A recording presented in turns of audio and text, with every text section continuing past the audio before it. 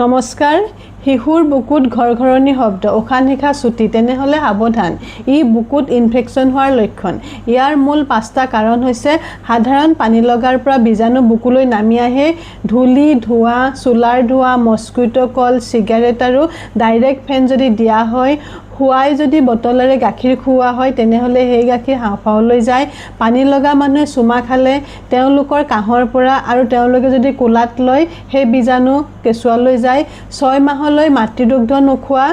কম ওজন সময়ৰ আগত জন্ম হোৱা কেঁচুৱাৰ বেমাৰ প্ৰতিৰোধ ক্ষমতা কম হয় আৰু তেতিয়া কি হ'ব এই বেমাৰটো হোৱাৰ সম্ভাৱনা বেছি থাকে হস্পিটেললৈ নিব লগা ইমাৰ্জেন্সি সাইন কেইটা কি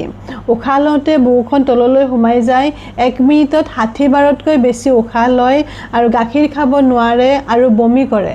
জ্বৰ যদি 102 ডিগ্ৰী ফাৰেনহাইটৰ ওপৰত থাকে বা কপি থাকে উঠ আৰু নখ যদি নীলা পৰি যায় তেতিয়া আমি ঘৰত কি কৰিম মাতৃদুগ্ধ নোখোৱাকৈ আমি ৰাখিব নালাগে মূৰটো অলপ ওখকৈ শুৱাই দিব লাগে ঘৰৰ খিৰিকী খুলি ৰাখিব লাগে যাতে বাহিৰৰ বতাহ চলাচল কৰে কাহৰ সিৰাপ আমি ডক্টৰক নুহুদাকৈ খুৱাব কেতিয়াও নালাগে